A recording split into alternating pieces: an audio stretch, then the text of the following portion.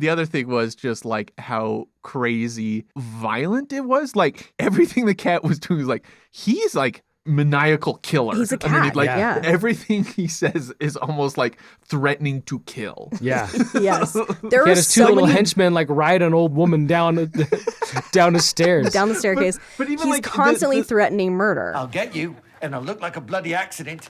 All right, Nevins. Oh. Time to die. Did you just call my mother ugly? Shut up! I mean it. I will end you. The first time we were just like, where is this movie going? Is when he looks at the mom's picture. He's like, hubba, hubba. Oh, and then he unfolds it. That's my mom. Awkward. Yeah. And then he tucks it away inside his fur. Did you see that? He keeps it. Oh my God, this movie is bananas. You dirty hoe. Making stuff is hard, especially in the entertainment world where big egos, bigger budgets, and just plain bad luck can make things go horribly wrong. And we're going behind the scenes of these disastrous, never-ending, and often dangerous productions to find out why it was a shit show.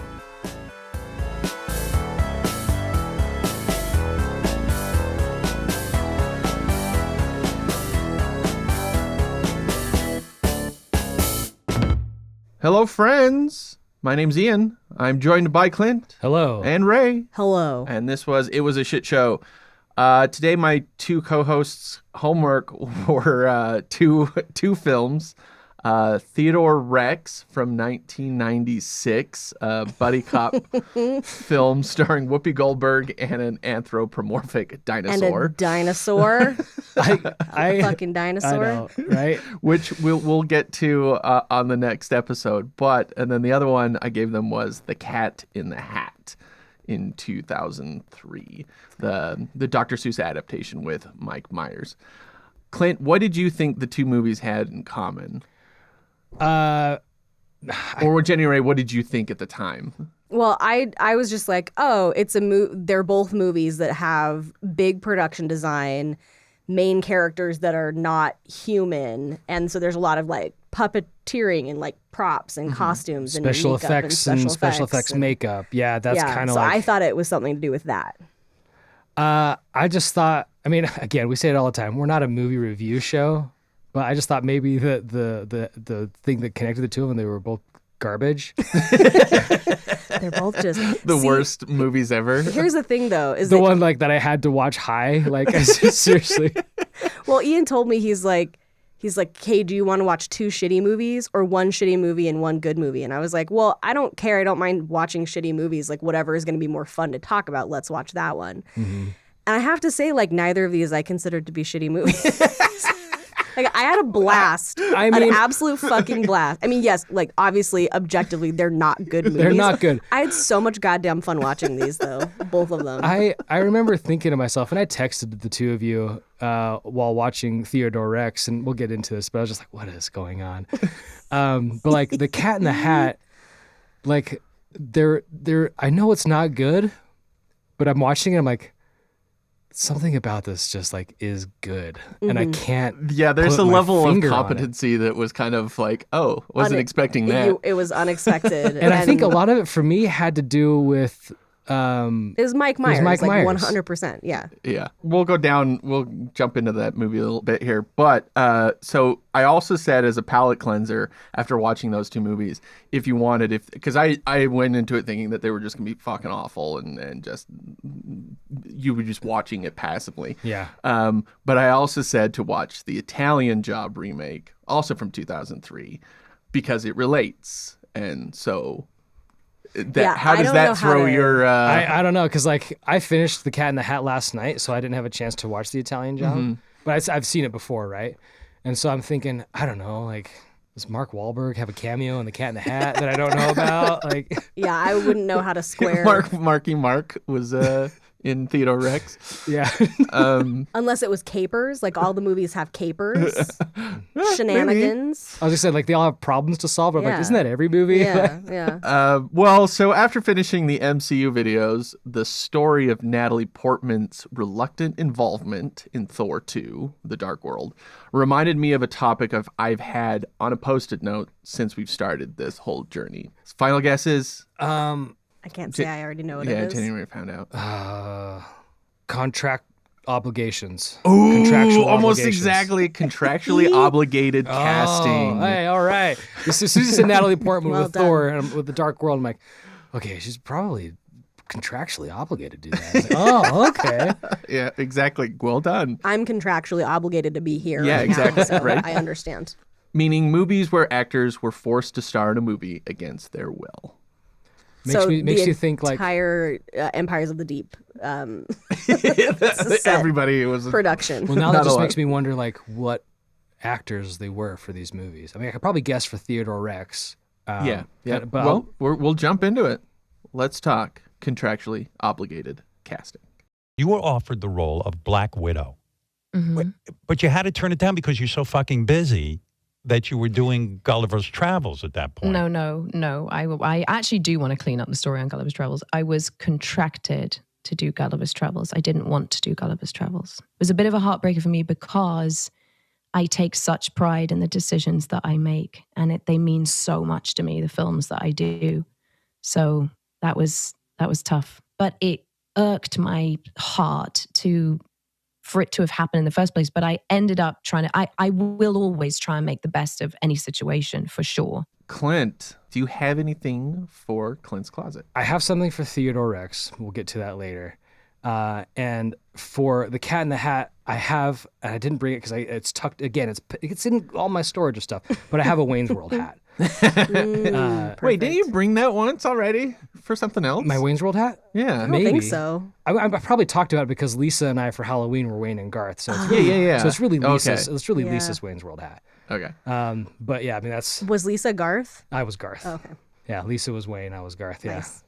But so I don't have it here, but I do have it. Do you have one? And Okay. I tried All to. right, Yeah. all right. I searched up and down for it. It has to be stored away in our Halloween costume stuff. We'll just have to accept your regular hat as Yeah. a replacement. We'll just get a Sharpie and just Wayne's Wayne's World. on top of this. Okay, before we jump into these, I want to clarify. These are actors and movies long after the studio system of old. Back in the 30s and whatnot, when in those days, you worked for a studio entirely. Right, like- all the movies you were doing was just for that studio. Well, we talked about this with The Conqueror a little Right, bit. Like with John John Wayne Wayne. was supposed Exactly. to do like a certain number of movies, Yeah, and that's why exactly. he ended up doing The Conqueror. Exactly. Yeah. And so you just worked for that company, and same with the directors and the writers. You just worked for one company. You didn't get to go around. You weren't a free agent. So today, with some of the actors we'll be discussing, what happens is the studio, kind of like a remnant of that, the studio system, they will take a risk on an unknown, untested actor for a big role in a modestly budgeted movie. So they're like, this is a very important role in this movie. We need somebody who can really knock it out of the park. But this person, they've shown that they've been good in other things, but they haven't really had their breakout success yet, right? Mm-hmm. So the studio will sign them with a contract saying, if you do this movie, you have to do 1 or 2 more movies with us, and then in the future, and each one you will make more than the previous. Okay. And so for an upcoming actor, it's like a life-changing opportunity. Like it's Right. kind of employment for a little while, Yeah. and it's just increased amounts of money. And for the studio, if it's a breakout role for that actor, their next movie could be with them, and people are like, oh, I like that person. I'm going to go see that because that person's in it, right? Right. And so in theory, the studio can make a lot of money. Right. Which is Right. probably why a lot of animated features will have like big name actors, not necessarily because they're contracted, but because people are like, oh, so-and-so's in that. I'm going to go see it, even though the movie's probably Well, I mean, yes, yeah. I mean, that's an old way of thinking of it's. I mean, we've talked about this when we were talking about Ratatouille. It was just like kids don't give a shit when it comes to animated movies. Yeah. But I think in general nowadays, like in the MCU video, I talked about like Anthony Mackie saying that like he's not a star the Falcon is the star now. Yeah. Like people don't go to movies for actors anymore. So it's kind of like an outdated concept. But Yeah. so like in the case of like actually speaking of that, like big franchise films, it's not uncommon for studios to sign like actors to 3 or even way more movies in this series. Yeah, Yeah, didn't Sam Jackson like His was like 9. Yeah. His was for 9 movies to be in the MCU, and then they wanted Chris Evans to do 9. And he was like, "Fuck no!" Like, and so it took them a long time to get to him to agree to 6 films because he's like, okay, if it's great. He's like, it just changes your life and you're going to be stuck with this thing for a while. But if it's terrible, you're also stuck. Yeah, then right? you're just You know, fucking like- showing up and phoning it in. And and you end no up in one's having a good Fantastic time. Four: Rise of the Silver Surfer. Yep. Like, and you have to you have to do it. Yeah. So in that vein, some real quick ones like that. Ryan Reynolds in X-Men Origins Wolverine. So he was set to play Deadpool for a solo movie. But Fox decided to throw him into X-Men Origins and said if he didn't do it, they'd recast him for Origins and the solo film. So he was contractually obligated to do that movie. Gotcha. Jennifer Garner in Elektra, a movie that I don't think... So it's like the same thing in reverse. Oh, because it was the Daredevil. She was in Daredevil, Yeah. so she was required to star in the spinoff even though she didn't want to do it. That's so fun. I never saw that one. I don't think I know anybody that's seen it, but Jenny Ray in her room. Oh, I did. Yeah. This is a Ray's. What do we call my thing? Ray's Rack? Rack. I had a pair of size that were SAI size that were like Elektra themed. Oh. That were like on this like cool plaque, and I had them on my wall. They were so badass. Yeah, I remember those being on there. But you've never seen the movie, have you? No, but I've seen Daredevil. Because like the plaque had Elektra on it. Like Yeah. it was like branded for For Elektra, the Elektra right. movie, not That's Daredevil. funny. Right, but to my And like it wasn't Raphael's size either. right, but to Yeah. my 13-year-old Another well-known pair of size is Yeah. Electras. to my 13-year-old self though, it wasn't branded for the movie, it was branded for the character who like was cool in Yeah. the Daredevil. Do you still movie. have them? No, I when I became an adult, Clint, I got rid of most of my collectibles. Is that why you're so sad? No veiled threat at you at all. Yeah, that's why my life is really cold and empty. Yeah. No, I had like a shit ton of action figures. I had like posters, all kinds of random stuff that I just ended up getting rid of because I was like, this doesn't feel like a thing an adult should have. And now I'm like, that makes me really sad. oh man, really wish I would have kept. I only kept a Legolas action figure that's upstairs in That's still there. Yeah, our movie we still stuff. have that. There you go. Gotta, it's never too late to start again, Ray. Well, I think that's what Lego is, right? Yeah. For adults now, that's filling that void. No, it's super. My void must be really big because I'm doing Lego and everything else. I'm considering buying a brand new 3D printer so I could print my own stuff. This is how I'd use my brother's. Like, it's Okay, hey continue. guys. Hey, we're doing a podcast. Casting stuff. Brad Pitt in Troy. Pitt pulled out of a different movie for Warner Brothers, and they forced him to be in Troy, which he did not enjoy doing because he felt his performance was more about his looks than anything else. 100%. Oh yeah. Yeah, he looks so good in that movie. Well, I mean, like that's the whole. But that's the character. Paris is just like a pretty boy, right?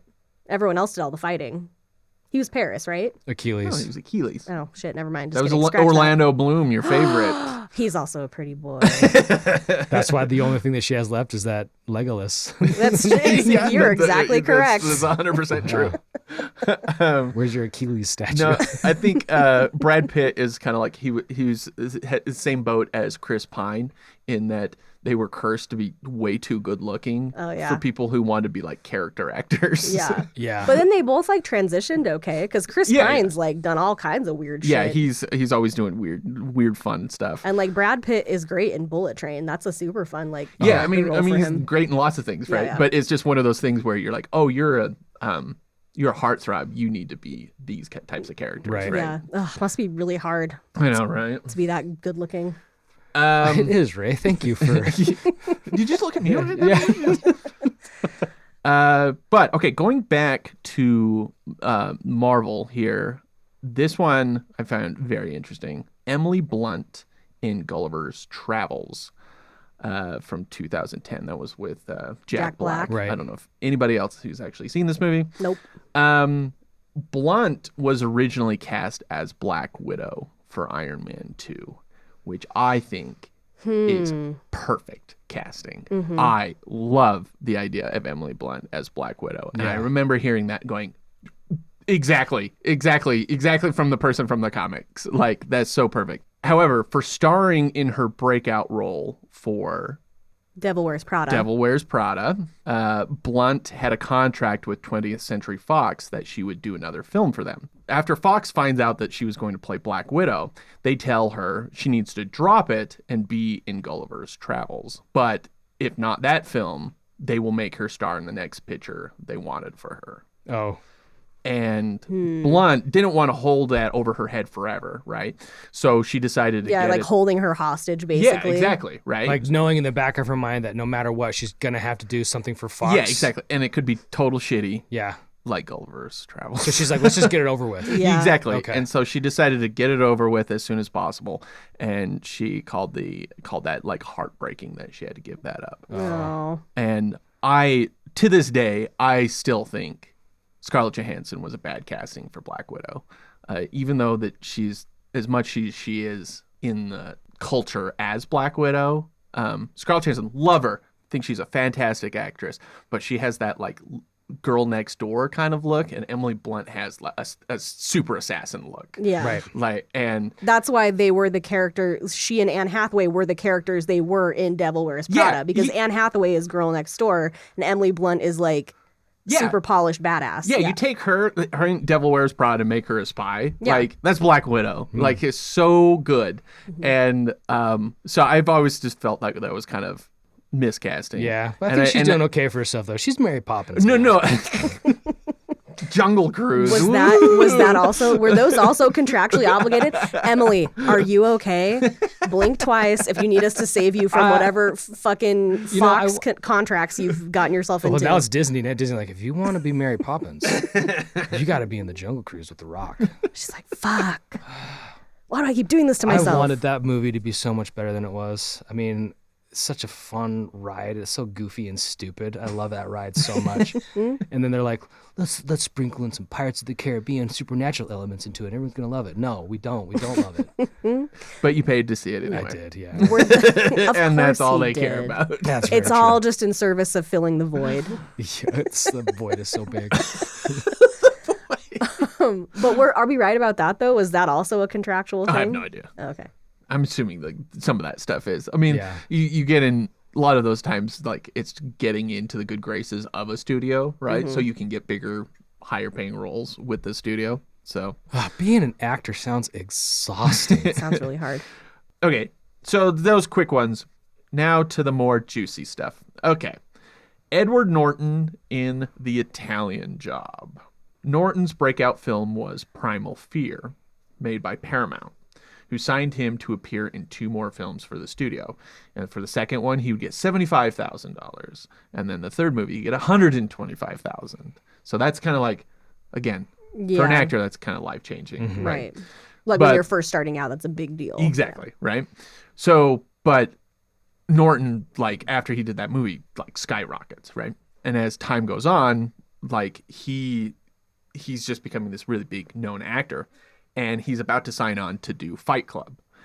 And Paramount's annoyed that he was making all these other movies, these like prestigious films, Right.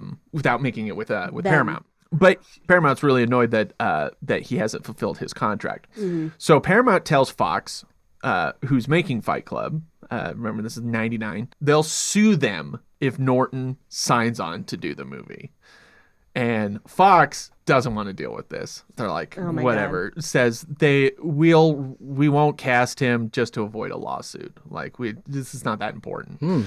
And Norton, on the other hand, wants that role like so much. Yeah, that's like the movie he is the most known for. By far. Yeah. And so he works out a deal with Paramount, and I swear to God, he has really good negotiators. His agents are really good at this because he negotiates that he only has to do 1 more movie with them, and and he gets to do it for $1 million. But after, Yeah. What? yeah, like how do you negotiate that? How did he swing that? Damn. Yeah, That's crazy. So He probably just annoyed them to death. yeah. It's like, is he some kind of like Svengali? He's got like hypno eyes. So instead of paying me $125,000, you could pay me $1 million to do 2 more movies. How about? And they're like, great plan. Yes. Oh. Let's do it. So but after Fight Club finishes, they have 18 months to find a new project together. Otherwise, Paramount would have an additional 2 years to find something of their own choosing. They would just like force him to be in something. Okay. This goes on for years. Norton wants the talented Mr. Ripley, but they've already cast Matt Damon. So they're like, no. He wanted to play the villain for Mission Impossible 3. When that was going to be made by David Fincher, that all falls apart. So that doesn't happen. He's going to produce and star in Spike Lee's 25th Hour. Paramount could also produce it, and that could count, right? Yeah. They say no. He makes the score in 2001. That's with Robert De Niro and Marlon Brando. Another heist movie, which is made by Mandalay Pictures, which Paramount distributes their films. Does that count? No. Paramount says no. So he's telling him all these movies like, hey, I'll do this, I'll do this, I'll do this. And Paramount's like, no. But all the while, he still did Fight Club for Fox? Yes. Okay, yeah, because now we're in the 2001. contract, because they already Okay. renegotiated it to be like... And he's doing all these other... Like, Paramount, what are you doing? Like, what... It's what already is this? 2001. Fight Club's been out for 2 years. It's a major hit. They could have easily attached themselves to any of those movies to fulfill this contract and then been like done with it. Yeah, but it's just like they wanted him because like he'll bring in something big for them, but who the fuck knows? But this is my favorite part. They want him to be in the core. Okay, yeah, Drill into the Center of the Earth movie. Drill into the Center of the Earth movie. I don't know this one. With Aaron Eckhart and Hilary Swank. No, I don't know this. Fuck awful. They got to drill to the center of the Earth for, I don't remember. To restart the Earth? Oh, this gravitational spin. Yeah, the Earth started. It's a Futurama episode. There's a whole episode of Futurama about it. The Earth stops spinning, and so they have to go underneath and light up a bunch of nukes. The core to like so to kickstart it again? Yeah. Wow. Anyway, it's terrible. But I just find it really funny. They're like, how about the core? And he's like, no. So Paramount finally reaches the end of their rope and says, the Italian job, or we'll sue you. Okay. After a lot of arguments, Norton finally said fine. But at this point, Norton was making $10 million per film. So was he able to negotiate that too? No, he took a $9 million pay cut. So that's basically what they got, is that there had been years of him building up his career and his name. His prestige. And then they were it's good. And then they were able to get him in a movie for like way cheaper than they would have. Because that's what they originally negotiated, right? Yeah. That was the original negotiation. Well, I mean, the original was... I'll do the movie for you. For $75,000, Yeah. and now it's up to $1 million. But at least it's not $10 million. Okay, I guess I see the strategy on their side. At first I was like, this is a dumb plan. But I'm like, all right. So I always remember that because I haven't seen it in a long time, but I love the Italian Job remake. Yeah, I remember. That's a good one. Controversial choice. It's better than the original. But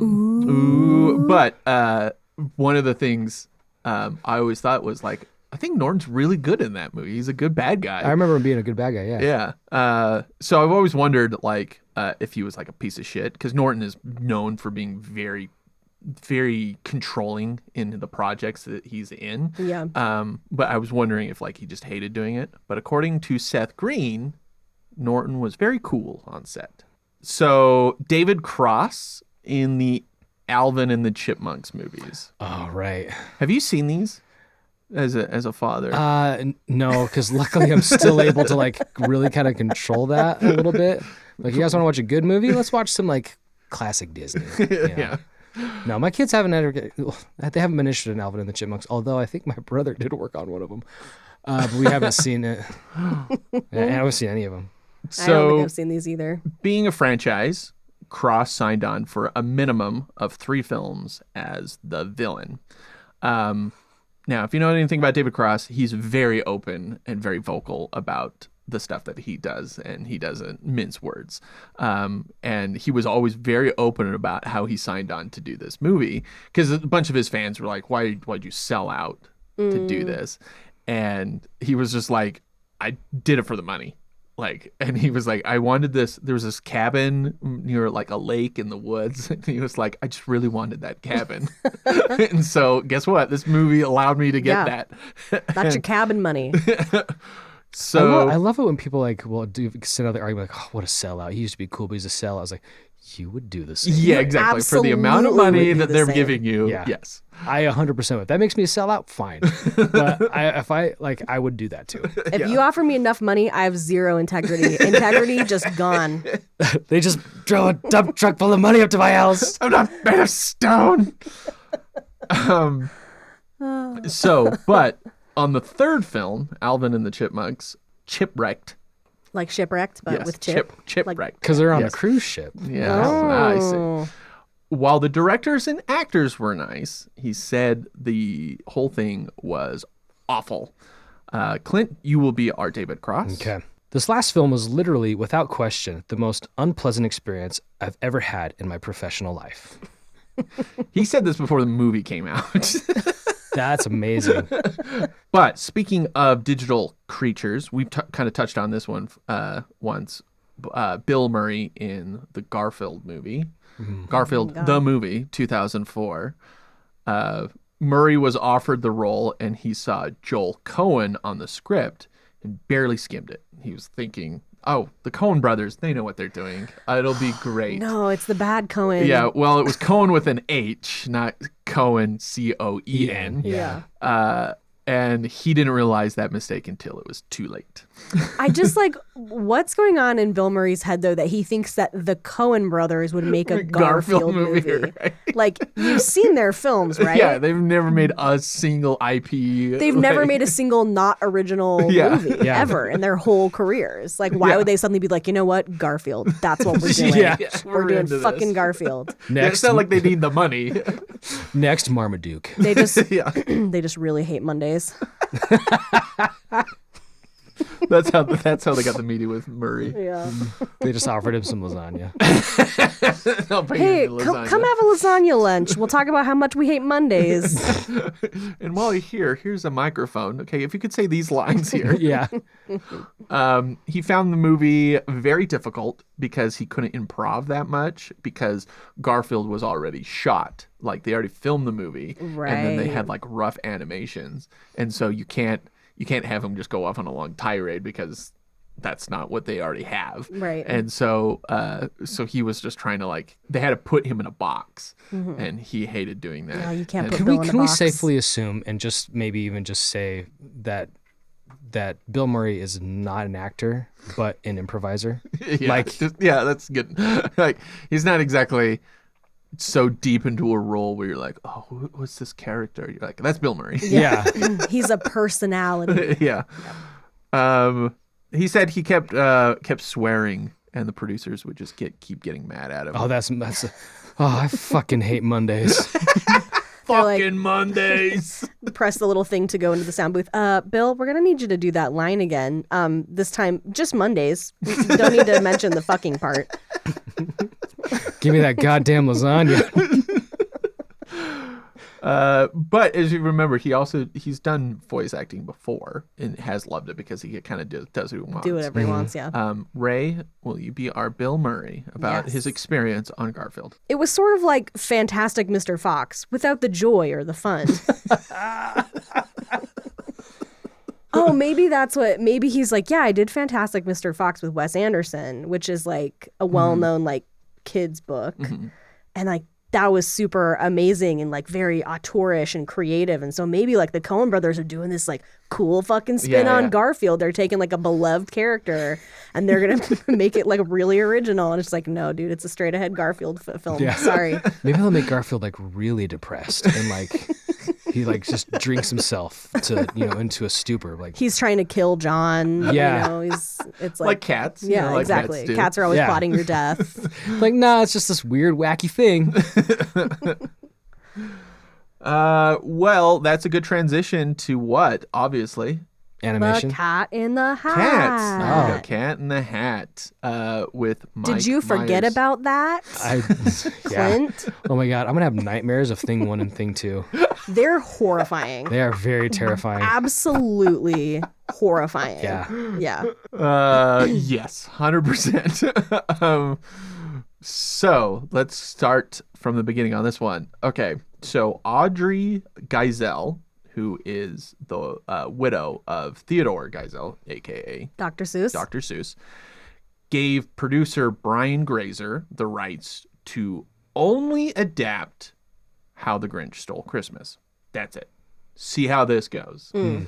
After the huge success of the Jim Carrey-led film, I see the strategy behind that, but why let them do the most popular and well-known Dr. Seuss book? Why not the Star-Bellied Sneetches or the Lorax first? You know, like, hey, see what you could do with this like lesser-known one, and then we'll give you the Grinch. They because in the probably wouldn't studio's have point wanted- of view, it was like, Why would they do that? Yeah, They want why- to do the popular one. yeah, get the one that Okay, everybody knows. I get that. Maybe I'm thinking like from Yeah. like the standpoint of like of the estate of Theodore. Yeah, she's like, oh, no, but you can have this. Yeah.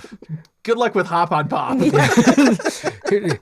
do the one where there's actual nudity in this one. Like, see what you can do with that one. Good luck with one fish, two fish, red fish, blue fish. She just totally swindles him. And widely, like, that movie was a huge hit. It was like biggest movie of that year in 2000. So Geisel, she's like, okay, Grazer, you can have the rights to the next big Dr. Seuss book, The Cat in the Hat. But again, just this one. So, but this is not the first time that like Dr. Seuss movies have been made, because when we were kids, all of Oh, those were cartoon- like yeah. animated films. Yeah. Like I There's- remember watching all of those as like the original kind of Yeah. animated versions. And so This like, yeah. is like live action stuff. Right, okay. Just yeah, I should clarify, just live action. Right. So the original idea for the film, okay, this is late 90s. Which actor would you see in that role who really wanted to make this? I mean, is it not Mike Myers? No. Jim Carrey would have made sense, but he'd already done the He already Grinch. did the Grinch, right? Late 90s. Give me a hint. TV. Around this time, he voiced a certain toy twice. Tom Hanks? Or Woody? Close. Tim the Tool Tim- Man Tim Taylor. Tim Allen. Of all the people. What? Okay, so That would have been fucking terrible. So he's the one that started this project. Okay, So okay. and he had an idea of how he wanted to do it. When he was a kid, was scared of the cat in the book. I understand. Yeah. This is Tim Allen. Clint, you're gonna be Tim Allen on his idea of how to do Cat in the Hat movie. My dream is to give it the edge that scared me. Like Alien, we'll see very little of the cat. He's a human being who turns into the cat, like a werewolf or vampire, as he gets more and more frustrated trying to deal with these children. Oh my God, I changed my mind. I want to see this movie. Oh my God. This is the best version of this movie. A monster in the house film with fucking. With the Cat in the Hat. When is the And then cat in just the hat going to be? imagine throwing the things in there. Oh, yeah. Ooh. Like his- and they're like like his doing mini- like the backwards spider crawl Yeah, like on the there's, like, ceiling Reagan, and yeah. shit. Yeah. Ooh, creepy. And their gibberish Yeah. speak. Yeah. Oh my God. When is this in public domain? Let's get it. Let's do it. Probably soon. Yeah, probably. Right. We're on it. We're on top of it. Yeah. So when that was Tim Allen's project, it was written by Eric Roth. Now, Eric Roth has written dozens of things and nominated for multiple stuff, from Forrest Gump to most recently Killers of the Flower Moon. So he originally wrote the script, but that was tossed. Then Universal hires 3 Seinfeld writers, Alec Berg, David Mendel, and Jeff Schaefer. Alec to do Berg's it. great. Yeah, and Alec Berg has done a lot of other things like Silicon Valley and stuff like that. I just imagine Mike Myers is the cat with the bass line behind him. Do do do do. So they do a total rewrite. But the reason they got them is because they did an uncredited rewrite on Grinch. Okay. So, unrelated, around this time, Mike Myers was hired to write Dieter's Day, a film based on his SNL skits, Sprockets. Now, those are like, he's a German film reviewer. And it's like, the art, I love it. Like, just playing into German stereotypes. And then like Will Ferrell will come on, or Woody Harrelson was the guest. And they just push the German stereotype. Oh, and he does the dancing thing. Like, I remember that bit. Yeah. He's wearing a black turtleneck. His hair slicked back, and he's wearing glasses. Yeah. Okay. Such a funny bit. Is it? I watched 2 of them, and I didn't laugh once. Oh, some of them are funny. Come on, man. But they were very popular. Okay. There you go. So he's gonna write, and his character's name is Dieter. So the idea would be like what life in a German expressionist kind of nonsense day would be, right? And so he A weird concept for a movie, by the way, but continue. Universal pays him $20 million to make this, to write and star in it. Myers personally calls production designer Bo Welch to do the film, to do the production design. Now, because were they making it all German expressionist? Yeah, was it exactly. Gonna look it was going to look sense, like Caligari. Right? So exactly. So at this point, That's if cool. you don't know who Bo Welch is, his first big movie as a production designer was The Color Purple for Spielberg, and he was nominated for it. Since then, up to this point, he did The Lost Boys, Beetlejuice, Ghostbusters 2, Edward Scissorhands, Yes. Joe versus the Volcano, Okay. Batman Returns, A Little Princess, The Birdcage, Men in Black, Damn. Wild Wild West. Damn. So he's really good at production Really design. fucking Really good. fucking good Like, at it. regardless of what you think of some of those movies, the production design and those immediately jump in your head. Incredible. Right? Yeah. That he's like designed a whole generation's aesthetic. Childhood. Yeah. Yeah. Like kind of weird, a little dark, some German expressionism in there, like Yeah. steampunk. Yeah. Crazy, right? Beetlejuice Yeah. is so good. So, yeah, he's just like, he formed your childhood. Yeah. So Myers calls Bo Welch, and he's like, I would love you to do the sets for this, because obviously, Right. like, it makes a lot of sense. Yeah. Welch says he's like, actually, I'd be interested in directing it. Like, I haven't done that before. I would love to take a stab at it. And Myers like, yeah, okay, cool. Time passes a little bit. Myers decides his script isn't any good, and he just backs out. He doesn't want to do the project. He just walks away from it. Okay. So Universal sues because they've already spent $4 million on pre-production. Oh, yeah. Then Imagine Entertainment, which is Ron Howard, Brian Grazer, sues him for $30 million. And this is what they say in their lawsuit. This was not the first time Myers engaged in such conduct. He has followed a pattern and a practice of breaking his promises, betraying the trust of others, and causing serious damage to those with whom he deals through selfish, egomaniacal, and irresponsible conduct. Jeez. Wow. Tell us how you really feel. Yeah, right? I mean, I know I've heard these like difficult to work with. Yes. Yeah. I think Yeah, we're think that just like sums it all up. Yeah, in a really reductive, mean way. Yes. So they go to the three parties decide to settle. Like, Myers is like, I can't even deal with this. Right. So they settle on him starring in The Cat in the Hat, which to them they're thinking, okay, we did a Dr. Seuss movie and we had a big comedian at the time to do it, right? So same idea, right? Mike Myers is really popular right now. But his next original character needs to be made with Universal. This actually, spoiler, this actually never happens. Because the next one, the only other original character he did after that was Love Guru, and that was not with Universal. Ooh. Was this before or after Austin Powers? After the first two Austin Powers. So they settle. My dad loves those movies. Austin Powers? Yeah. Well, they're great. They're great. Yeah. Your dad's a smart man. He is a smart guy. Yeah. So in their joint statement, they say, conflicts over Dieter are long behind us and only served to strengthen the relationship we've enjoyed for more than 10 years. Oh, sure. Wow. After that last statement. Yeah. We're gonna backpedal. We know we called you a piece of shit via the law. That's what we call polishing a turd. Like that's That's the worst way for someone to call you a piece of shit, using legalese. Yeah. Like, just say it to my face in straight English, okay? yeah. the reason they wanted Myers was that there was a production opening that they were trying to fill, and Tim Allen backed out. If I can't make my werewolf cat movie, I am out. He backed out because he was on the Santa Claus 2, which was having some problems because of the writer's strike at the time. Okay, so seeing as Bo Welch was set to direct Dieter's Day, Grazer immediately gave him the job for Cat in the Hat. Now, this is an unconfirmed rumor. I could not find anything that backed it up, but just throwing this in there, because we do know this. The first part of this is true. Rick Baker, who did the original designs for the cat, and so in one of his books, you can actually see what the original design of the cat looks, and it's worse. It's terrifying. Ugh. It's like mix what you saw in Cat in the Hat with Jim Carrey's Grinch. Oh, okay. And it has that very Whovian face with the face that the things have that's yeah. like creepy as shit, but they use it for all the Who's. Yeah, it's... Yeah. Ooh, no, I hate it. Yeah.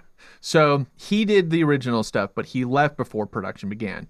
Now, rumoredly, this is because he got fed up with Myers, who would continually skip makeup tests or show up late. So, according to Amy Hill, who plays Miss Kwan, and Josh Chan's mom. Josh Chan's mom from Crazy Ex-Girlfriend, Myers treated everyone on set terribly. He'd hole away in his trailer for hours on end, making everybody wait. He would only talk to Welch or his Myers' own assistants. And he micromanaged Welch, and Welch just kind of let him get away with it. Right. Because he probably didn't have the experience to be like, to pull rank in that way. If this was his first like directorial movie. But this is a collaborative experience. Who knows? You know, Couldn't he get like Alec Baldwin to like shake him down? Get Baldwin in there. He can Yeah. get him to talk to Mike. This is Amy Hill. I was going to say, though, they treated her the worst, riding her like a toboggan down the stairs and shit. That was My God. that was messed up. When you see her head, So fucked up. Just oh my God. violently hitting every stair on the way down. Yeah, brain Jesus damage. Christ. Poor woman. Okay, she says, it was just a horrible, nightmarish experience. There was a guy who held his chocolates in a little Tupperware. Whenever he needed chocolate, he'd come running over and give him a chocolate. That's what divas are like, I guess, or people who need therapy. Wait, she's talking about Mike Myers. Mike Myers had a guy Myers. specifically to hold chocolate for He had a chocolate guy. chocolate, and like he'd come running over, like, here you go, Mr. Myers. Oh Yeah. my God. This is dark! I said milk! He gave me the one filled with toothpaste. I don't eat anything less than 70% cacao. Sorry, sir. They only had 60. Also, but like, why did he need so much chocolate? I'm so confused about this. But He's got a sugar high. The whole cat. Yeah. The cat's on a sugar high the whole time. Amy Hill said it was just like, it's like the amount, just the waiting part was just awful, because she was like, my 2-year-old, I was like, I had my 2-year-old at the time, and I felt like I was missing all of the firsts of my 2-year-old because I was stuck on set waiting for him to show up. For him to be Well, you know fucking- that means something too. When her character the whole time is just asleep the whole time. Like, you know, if someone whose character is just asleep the whole time is stuck waiting, Yeah. you know that's bad. That's that's wild. I mean, movie making in general is a hurry up and wait situation, but it's really annoying for everybody involved when it's because of like someone with just a huge ego who's doing it to be an asshole. Yeah, for sure. Oh, don't even get me started on people showing up late. So, costing a total of $109 million, the film grossed only $133 million worldwide. So, factored in with marketing, it maybe kind of broke even. Rotten Tomatoes, 10% with critics, 57% with audiences. Yeah, with feel like- stoned audiences. I feel like that might track because, like, again, like I said before, like, I know it's a bad movie, but there's just something about her. I'm like, there's something good here. So, yeah, full disclosure, I knew that this movie, this was not required for us to watch. I just said, like, it'd probably be good if we watched it just for some context for this episode. And I was like, it's going to be terrible, whatever. I decided to take a gummy and watch it high. It was great. We had the best time. I wasn't even high. January wasn't even high. I was just laughing my ass off at him and the movie. But the movie, it was one of those things where it was just like you're just like, what is happening? What is going on? And then suddenly, like, just a real killer line would just land. Oh yeah. Yeah, it's true. It's true. And you just couldn't help but just like enjoy just how fucking insane it was. Fucking Sometimes. bonkers it was.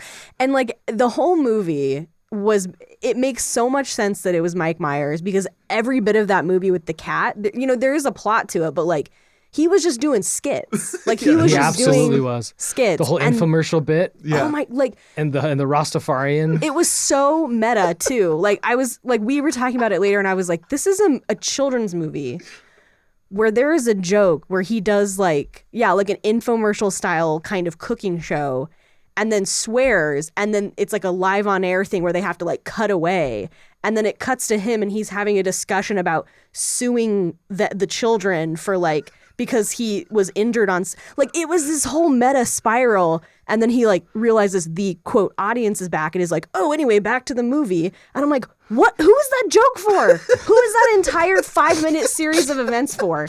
It's for not children. It's for weirdos like us who find that kind of shit hilarious. Like, what is this movie? I bought a new TV for my home office to be like as my computer monitor. I got to set up with like all my different stuff, and I was watching it in my office, and I'm just sitting back and I'm watching it. I'm like, and I'm in the back of my mind, I'm like, Ian made me watch this.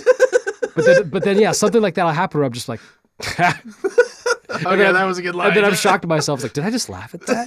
That's exactly what he said. We were sitting there watching it and we were laughing our ass at something. I don't even remember what it was. And then we paused and he goes, is this movie funny?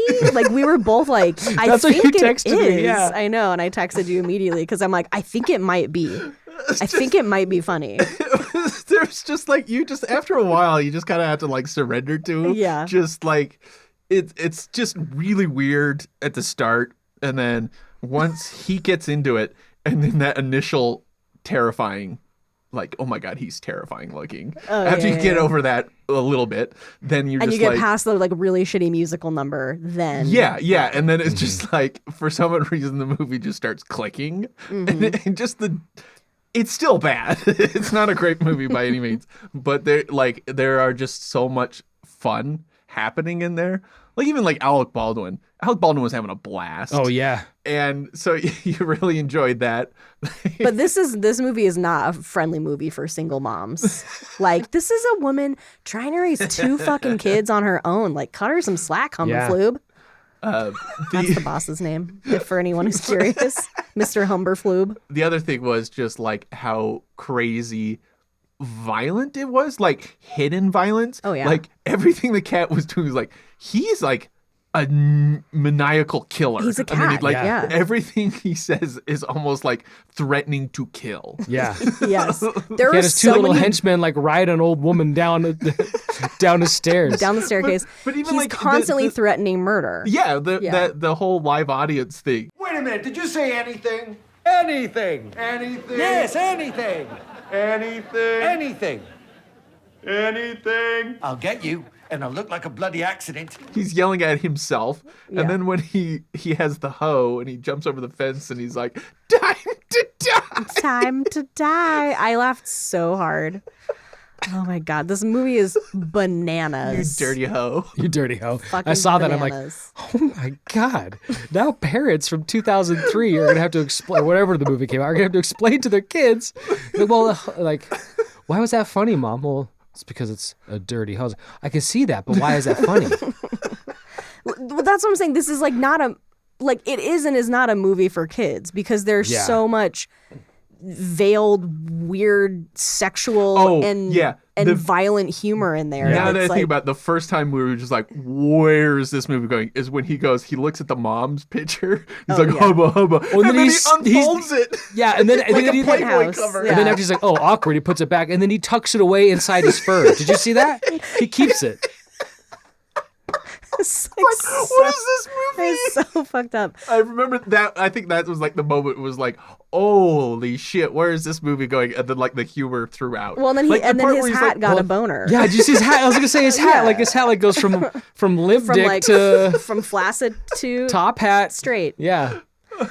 There's like a part where he's just like he's hitting on Paris Hilton. Like it's just like, Oh yeah. Yeah, that's the most fucking early 2000s move. Just like, oh, just put Paris Hilton in there for like 5 minutes. Like, way to date your movie. They come out of the club. Jerry goes, "What was that scene?" What was it? The whole thing, it was like all just a mechanism for him to like, quote, lose his hat, but then he never actually lost his hat. I Yeah. don't know. They But probably all recognize, like, well, the Cat in the Hat's hat has now become part of rave culture. So we should probably put the Cat in the Hat in a rave. And while Yeah. we're there, put Paris Hilton in there. yeah, exactly. But all this stuff that we're talking about, the stuff that's like, this movie is insane. It's like bonkers. The humor is like actually pretty adult, but that's what makes it even watchable. That's Yeah. all because of Mike Myers. Yeah, I know. So like that's kind of a bummer. That's like he's such a pain in the ass and made this movie so terrible for everybody else, is because like he's also the only reason this movie even works at all on any level. I mean, the kids are good. They're doing what they're doing. But That's Alec true. Baldwin. Oh, is yeah, actually that's true. Okay, like, sorry. Like Yeah. he was. It's he like was Mike playing it up. Myers, Alec Baldwin, the kids, the production design. Yeah, and then Those are the tiers. and then the way at the bottom, thing 1 and thing Thing 2. two. Oh my Those God. Very terrifying bottom. creatures. Oh. Because that was the other thing too, is we're like, this movie looks amazing. Like Yeah, yeah. it looks cool, and that's so much work. Like all the prop design. Yeah, yeah. And we were talking about how like doing a Dr. Seuss movie would be the most fun movie to do production design on, because you have to, they're like, here's the cupcake Flimma maker. job, the Cupcakeinator 5000. Like you're Yeah. gonna make the weirdest props. Well, I and it thought would about just that. be so I thought fun. about that too when he pulled out the fun detector or whatever, Yeah. that suction Yeah. cup to their head. I was like, that's a really neat looking prop. Yeah. Like it functioned, like it extended and everything. Like it was Yeah. very Dr. Seuss. You should 3D print that. Oh, okay. And find out what your kids are at. If they're at Yeah. what was Bedwetter. Bedwetter, rule breaker. Yeah, but one of them was like maniac, like Oh, It was- sociopath. yeah, sociopath, or serial killer or psychopath something like whatever. that. Yeah, Oh, our serial arsonist. Serial arsonist, That's what it was. It was serial arsonist. that's what my my God. youngest would get. so. Yeah, This movie is bananas. it was. Just gonna throw If you, that out if you there. haven't was a seen lot it, of fun. if you haven't seen it, do yourself a favor and watch it. And if you're of age and enjoy cannabis, do that as well. Or be in a room with someone who is doing that. The part. Wait, I forgot to talk about the Rastafarian part. Oh my Me God. and Jenny were laughing. I laughed so fucking hard. So hard. It's a canine. Canaan American. Would you hold my dog? Okay, I have a problem with the word dog. I don't use the D word per se because I think it's really, really wrong. Yeah. But I will happily hold your canine American. Yeah. Could I sign this petition with this comically oversized pen? That requires Like, where it two requires hands. two hands. That whole sequence is gold. Is the funniest shit I have So ever good. seen. That was And then you see Alvin Baldwin signing it with the giant pen. It's so funny. It's so good. Okay. So just for that scene, do yourself a favor. That scene. What was the bit where he pretends to be the piñata, gets hit in the balls? Oh yeah, And then he like goes and he's like a little girl. He's like on a little swing. girl on a swing. that was pretty funny. It's like Play it's that like this song. weird cutaway. What was the song? Sunday morning. Oh, What was I'm it? easy like Sunday morning. Yeah, It's like, and a quick cut back. what is that joke? Oh, and then he was getting ready to bean that kid in the head with a giant bat. He was gonna murder that kid. Yeah. Oh my God, this lost it. movie is Oh my God, like, this movie's fucking awesome. this movie is wild. All right, I think you may have turned me Wild. on like my opinion of the movie because I was going into it already just being like, oh, he's gonna make me watch the Cat in the Hat. Jesus Christ.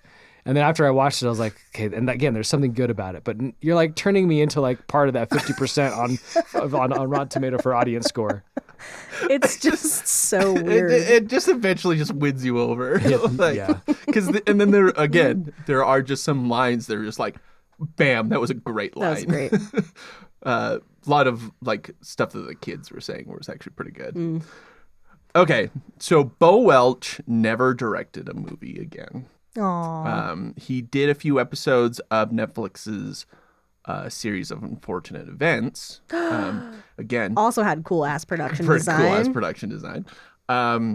And Welch defends the movie. He's like, even though it was so harshly received, he calls it an amazing once-in-a-lifetime experience with the highest of highs and the lowest of lows. He feels So- lucky he was the director they chose.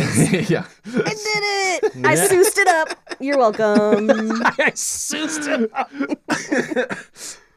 His quote there where he says he thanks Mike Myers for that, the way it reads is that he could be saying that it was because he's the one that got him onto the film, because he's the one that Signed him on for Dieters. Yeah. He wanted him to do it, but it follows after the highest of highs and lowest of lows.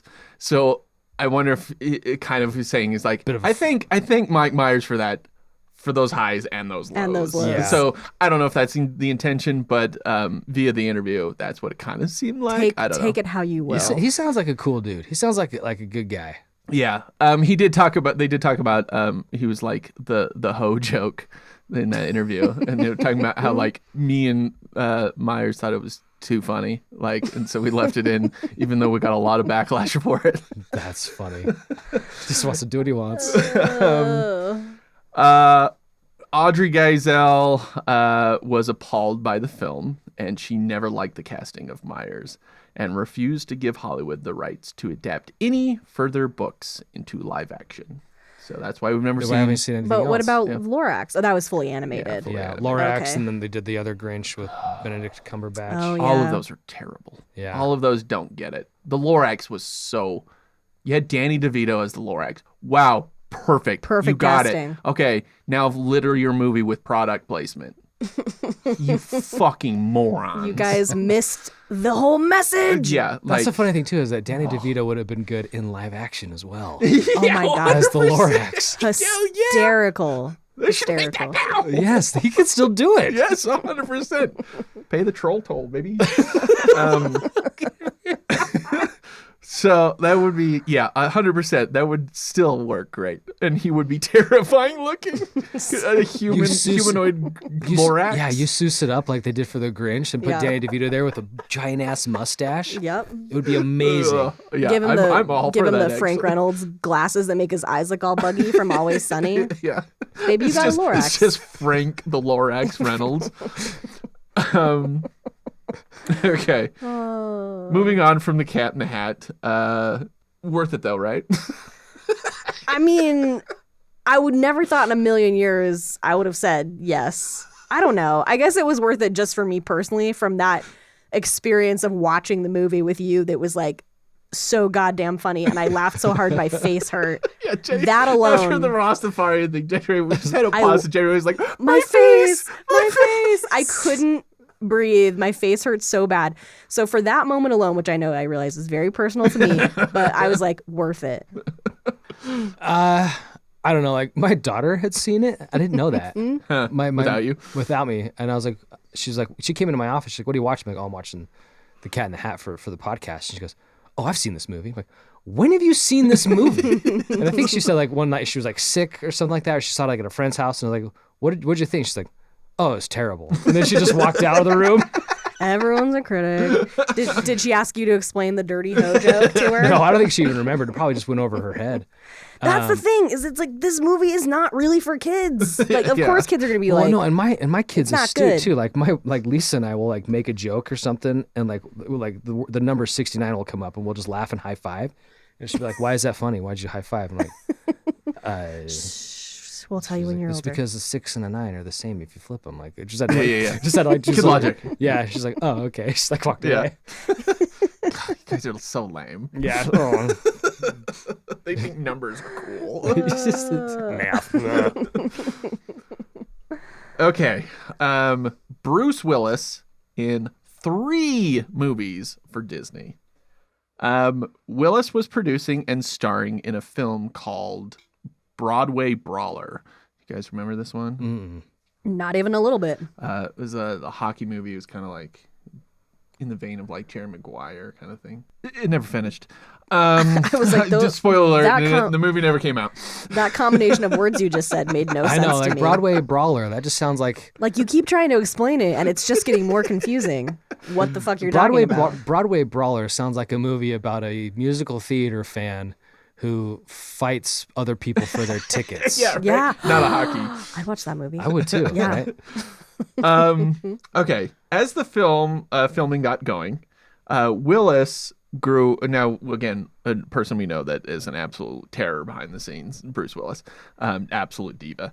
Willis grew annoyed with the amount of his screen time, even though he's the main character in it. He was growing annoyed that he wasn't on the screen as much, and then his hairdresser left to do another film. Then he went ballistic. What hair? I know. Bruce? So is this before he like went What fully hair bald? do you have that needs dressing? Calm down. Back then, you remember he had the, you know, A it was wisp? back there. He had a Homer Simpson wisp. Yeah. Maybe because the hairdresser is the one that made him look like he had Yeah. hair. He like fluffs the wisp in a way that looks like he's not going bald. The hint of hair. He's the, Yeah. the LaCroix of baldness. No, maybe she just had a really good wig for him. Like Yeah, a toupee. okay. The There you go. LaCroix of baldness. 20 days into production, he fires the costume designer, the cinematographer, who was William Fraker, who we actually discussed. He directed the 1980s Lone Ranger and then never directed again. Director Lee Grant and her husband, who was also a producer. So Did he costume have designer, that cinematographer, authority? director, and her husband, because he was producing this movie. Okay. So he fires all of them Jesus. one day, just cleans house because his hairdresser left. I don't know why that's related. They turned me but, bald. but Everyone must go. Everyone get out! why is the lighting bouncing off my head? What year around was this? What was this? This is 9.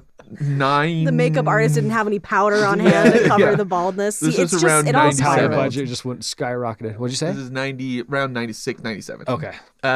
So Willis asks his friend Dennis Dugan What a to name. come over to direct. Now, Dennis Dugan is basically Adam Sandler's director. Like he did Happy Gilmore, but at this point he did Happy Gilmore and Beverly Hills Ninja.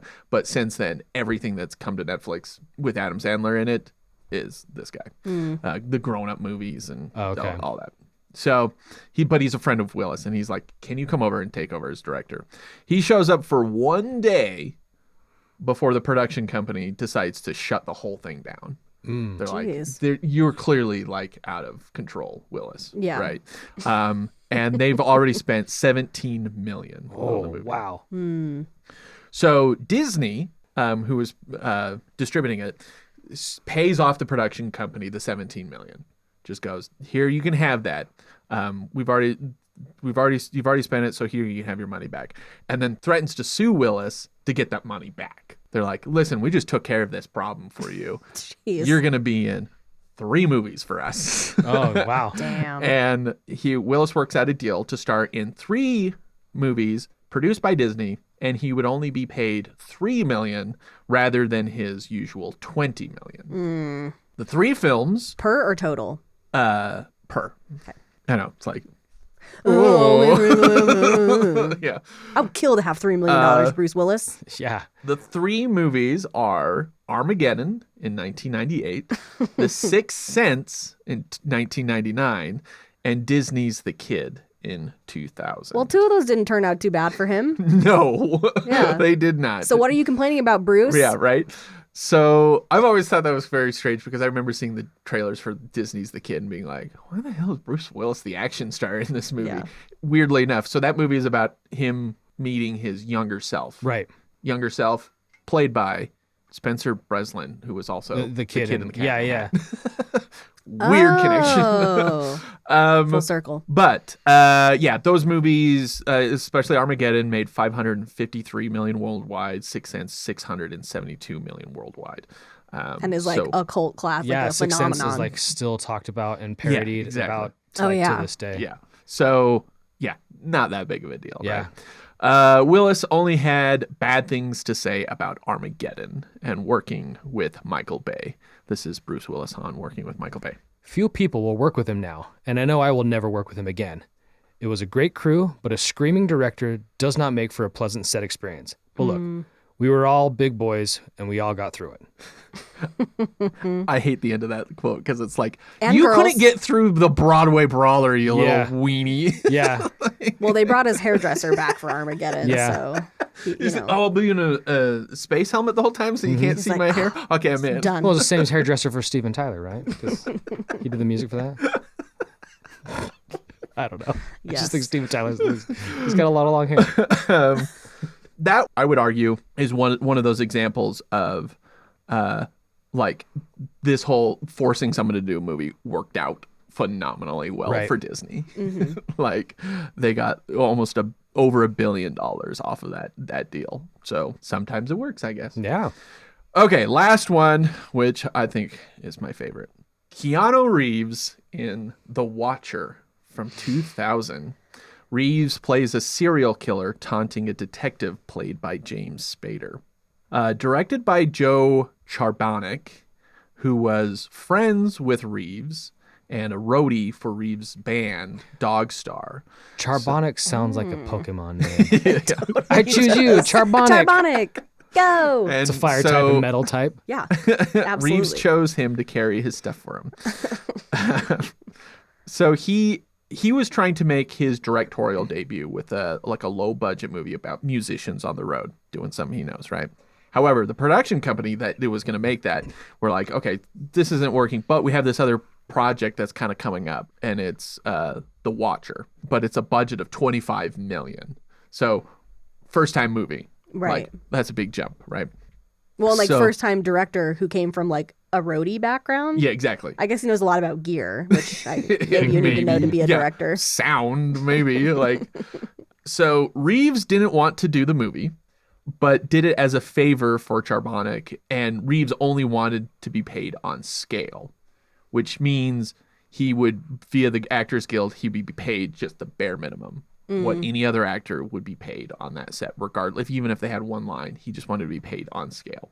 Now, Reeves is famously known for how much he hates being a celebrity, and he hates how much money he gets. Like, he's very generous with his money. Like, he was like, he hated how much he was being paid for the Matrix sequels, and he like divvied that up with like the rest of the crew.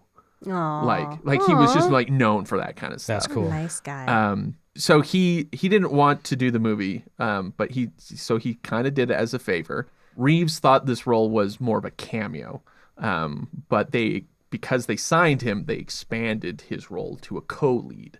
So much to his outrage, he was paid an additional $2 million.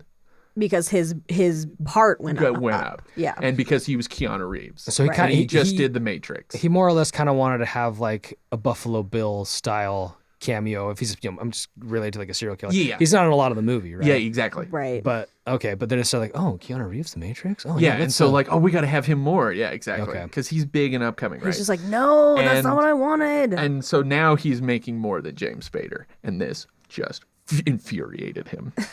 Wait, so- Keanu Reeves or James Keanu Spader? Reeves. Oh, okay. Keanu Reeves. So he was so mad about this, he refused to promote the film. So he never did any of the talk shows or anything like that, and they couldn't use his likeness in the posters. So the posters for the movie is just like a silhouette of Keanu Reeves with his long hair. guy with long hair? Yeah, Okay. exactly. So you can't tell this. I have never heard of this movie. Yeah, because nobody saw it, right?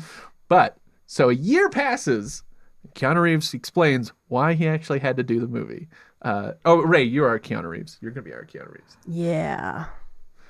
If it's September, that means it's been a year, so I can finally talk. I never found the script interesting, but a friend of mine forged my signature on the agreement.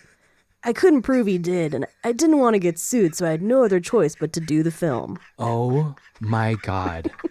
Are you kidding me? That is insane. Does he know what friend? I'm assuming. A friend of mine forged my signature.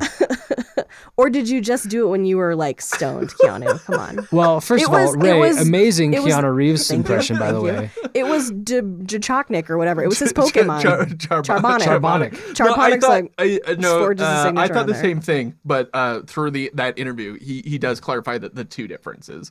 So it wasn't him, which would be even funnier if it was him. I couldn't prove he did it, and I didn't want to get sued. Okay. Imagine that scenario. You're just like, hey, you're best buds with Keanu Reeves. You're having like a party, I don't know, and you're at his house, and you see the contract, like, hey, you want to do this movie? This contract is sitting on the table, and does someone just like, oh, yeah, someone's probably he was just like trashing the script just now. I'm gonna write it on there. Yeah, that's amazing. Like, but then he'd also have to send it in. You know who it was? Dude, bro. You know what'd be hilarious? If you did this fucking movie, bro. He had a coked out trailer bro. He had a coked out trailer bro at his party. That's at his house party. That's what happened. In his trailer. It was because he was in his trailer. He was a trailer bro. Yeah. You could be the next Anthony Hopkins, you know, man? Bro. This movie sounds fucking hysterical, bro. Me and Charbovnik, we're gonna... No, I don't want to do it. Well, fuck you. Signs it. Keanu leaves to go do some like training for like the Matrix sequels. And his friend's like, Keanu Reeves. Fuck, bro. Wait, how do you spell Keanu? Is it A-E or E-A? How do you spell Keanu in cursive? Yeah. He just puts a big X. Keanu's like, fuck, that is my signature. How did he know? They signed it. They signed it. Guy in the Matrix. The one. He just writes the one. The one. Was he Bill or Ted? I'll just do Bill and Ted. But think about it. Keanu Reeves, his signature is Bill and Ted. He doesn't even know. He doesn't even remember. Yeah, I don't remember which guy it was. Was I Bill or was I Ted? But think about like whoever the friend that signed that, he would have had to given it to somebody. So even if he forged the signature, like Keanu could have been like, "Oh fuck that," and tore it up, and threw it away. Like so not only did he forge it, he had to be like, "Oh," he takes it to the production company. I wonder if he was put like it in a Manila envelope. He faxed it. He followed through. That is a lot of follow through for that level. The only thing that I could think of without doing all that this would be part of is if this friend was in like a pitch meeting with Keanu for this movie, and Keanu's like, "Oh, I don't." Fucking... He's like, "Oh, I don't know if I want to do this. Oh, excuse me, I'm gonna go use the bathroom for a second." And his friend's like, "Check this out, bro." He's doing it. He's doing it. Yeah, it's gonna be fucking hilarious. He made fun of me last night, piece of shit. He tried to give me $1 million because he didn't want to get paid so much, but okay, here's the thing though. I feel like you could easily prove that wasn't you by doing a handwriting sample or something. There's got to be some like forensic whatever bullshit you can do. Take fingerprint the contract. I don't know. You know what? I wouldn't be surprised if like he actually did sign it himself and forgot, and not necessarily forgot, but then like saw how horrible the movie was. I'm just gonna come up with this whole thing. It's an elaborate lie. This elaborate lie. Because here we are deconstructing. It's like, well, how does someone sign it and then send it in for him? Like that's maybe he thought it was like he was signing something else. Oh, and he's really didn't confused. Remember. Yeah, he was high. That's probably the most logical explanation. Because your friend doing it is a joke. Unless this friend comes forward. Friend of Keanu Reeves, we would like to hear from you. Coked out trailer bro who was at Keanu Reeves' house in whatever year this was made. Yeah. Forging signatures. Like, hey, buddy, where are you? I'm in fucking Toronto because he's making me do this movie, you piece of shit. Thanks, motherfucker. You forget, I know Kung Fu. Yeah. Charbonic also sounds like a medication you take for like... Ask your doctor today about about Charbonic. Well, Joe Charbonic never directed a film again. Oh. It's the people kept making fun of his name. Well, and I guess we already talked about worth it for Cat in the Hat, and it was worth it for Disney to get Bruce Willis to do those movies. But I mean, it seems like kind of going back through the list, the one that first pops up in my head of like worth it for both parties was Bruce Willis, because those movies were good for his career. Maybe not monetarily, but like whatever, reputationally. Yeah. And then those were really good for the studio. Yeah. So that was Italian worth it. Job. Italian Jobs, probably Alvin and the Chipmunks, No. Garfield. no. Yeah. Pretty much. Gulliver's Travels. Yeah, definitely no. So pretty Yeah. much just Bruce Elektra. Willis. Yeah. Bruce, So Bruce maybe- Willis is the only one who came out on top for this. Yeah, maybe the moral of the story is for studios to ask them if it's worth it to Go make through all this. to make actors or other people go through with their contracts in such a way. Is it worth it for them? Probably not, because all these movies were just didn't do well. Yeah, Yeah. I just even feel like it's not worth it from a logistical perspective, because if you force someone to do something they don't want to do, they're going to make your life hard, right? Like they're going to throw little baby tantrums and Yeah. like make shit harder for you. So it's just like, Well, let's make that a teaser because as it happens sometimes, there's one movie where I'll just like go into that I just wanted to discuss, just like we just did all these other movies. But then I went into it and it was this crazy enough story to be its own episode, dun, dun, dun. which is exactly what you're talking about. Forcing someone to do your star. What is that like? What's that process going to be like? Yeah, creatively. How's that every day on the set? Yeah. And that would be Theodore Rex. So Theodore please Rex. join us next time when we discuss that one. Stay tuned. In the meantime, should we do some follow-ups? Ray, what do we got? Okay, so we have some follow-up on the MCU Part 3 podcast episode. Kelly M. wrote on Spotify, I'm not sure if you've ever been told this, but in the shit show outro, especially when you say the word obviously, you sound so much like Jerry from Rick and Morty. Love the podcast. That's funny, obviously. Obviously. I sent that to him and I was like, this is Yeah, I can hear what a compliment. That's great. I would love to be Leo Leo Spachemin. Spachemin. That's so funny. All right, and then we have a lot of new patrons. Oh my God. For those who might not know, we at the end of the third MCU video, I say that the fourth one is already available, but it was a Patreon exclusive, and so we got a shit ton of people. Yeah, an influx of new patrons. New patrons. Our Discord like Blew popped up. off, man. Yeah. So I want to say a big thanks to all you patrons, like these new folks. Like really, thank you. Even if you just stay Yeah. for a month, thank you. Thank you for supporting the channel. Yeah. Check out Cliff Closet. It makes it up. All right, so as part of our new patrons, we have 5 new meddling executives that we would like to spill some tea about. The first one is James. You know, I heard about James, and he is the premier fishmonger at Pike's Place Market in Seattle. Of course. James the fishmonger. Yeah, even if he doesn't live in Seattle, like Yeah. he's just like the main, like, you know, he's the one that trains all the people to throw the fish. To mong the he's- fish. yeah. You know, they say, yeah, fish, and they throw it, you know, like, that's Just lines of dudes named James like throwing fish back and forth. Yep. Very biblical. Yeah. And he's traveled the world teaching people this. Yeah, this skill. fish throwing. He's The done. art of monging. Yeah.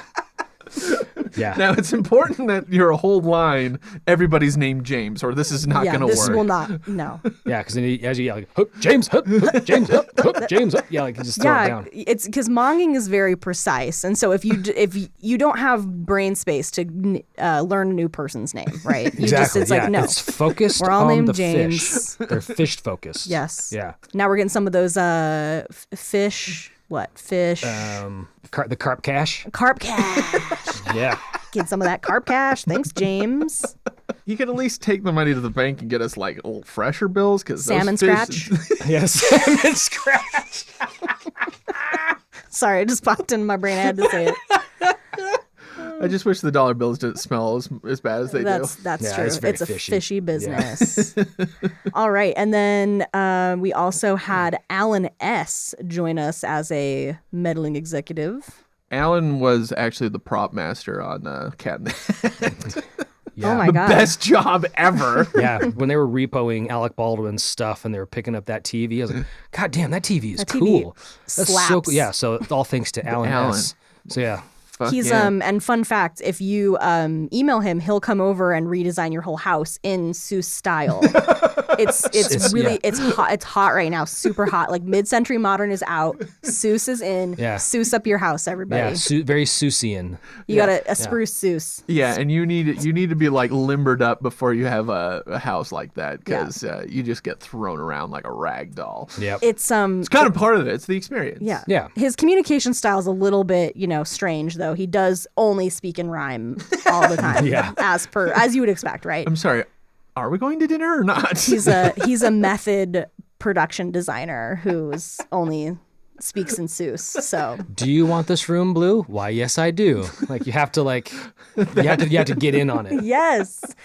And he's not like the Things where it's doing the opposite. Ooh, but he did make so that's exactly like that fix-em-a-jig or whatever that they like ride around the house to fix all like the cracks. He brings one of those into your house. Yeah. And like cartoon style just makes your house a little Seuss home. Yep. Seussed it up. So anyway, thanks Alan for the sweet renovation and also for supporting us. Next up we have Sean J. Yeah, Sean, I heard about him. He runs in some very particular circles, particularly those of monster hunters. Damn. Yeah, like, we talk about, there's vampires. Are vampires real? Werewolves, talk about all that. Like, Sean knows. Werewolf cats. Yeah, werewolf. Cat in the Hat serial killers. Yeah. Does he work for Tim Allen? Oh my God. Tim Allen hired him to do research, and it ended up just being him like, listen, this is very dangerous work. If you want me to research these different types of were animals, I need to learn how to protect myself. So Tim Allen paid for Sean's training to be a monster hunter. While he's at it, can you get rid of the monsters in my backyard? Does he have a League of Extraordinary Gentlemen? Is that what Tim Allen Allen's does? League of Extraordinary Gentlemen. He's got a whole like group of like specialized monster hunters and like weird people that work for him. Right. He obviously has some darkness in his life, so he needed someone to come get rid of those monsters. If you're wondering why, you go to sleep and you wake up in the morning, it's because of fucking Sean. Yeah. It's because of Sean and Tim, the goddamn toolman Taylor. Okay, you're welcome. Cleaning up this world. All right. Well, thanks for keeping us safe, Sean, and thanks for the moolah. I'm gonna fuck up this name. Lochi? I'm gonna say Locky. Okay. Locky? But I'm gonna go with, but like they're also a god of mischief. This person, Yeah. Locky S, Go with that. a trickster, meddling executive. Yeah. Bringing in that Locky loot. Lucky Loot. No, he's the sumbitch that wrote Keanu's name. Oh, you sneaky. Yeah, I mean, the movie may be a piece of shit, but we got a good fun story out of it. So thanks, Locky. All of There's these, like, this is gonna be fucking hilarious. like A year from now. Yeah. a year from now when Keanu can talk about this once his NDA lapses, this is gonna be hysterical. I'm slow going for the burn. long con. Yeah, long con joke. I love it. Just every time they hang out, just you wait. You keep saying that, but I'm not sure what you're referring to. Just like tenting his fingers. Right. How's Toronto? Oh, interesting. Why were you in Toronto for so long, Keanu? It's not like I've been watching you. What the fuck? How did you know about that? You might say that I forged your signature. Oh shit! You might say that I forged ahead with my plan. Fucking Locky, man. God damn, that guy takes way too much cocaine.